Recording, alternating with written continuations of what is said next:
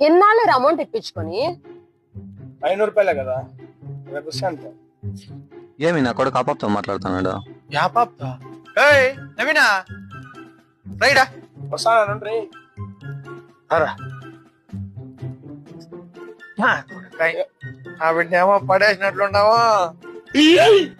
ఓన్రా propose చేశాను, పొడిపోయింది.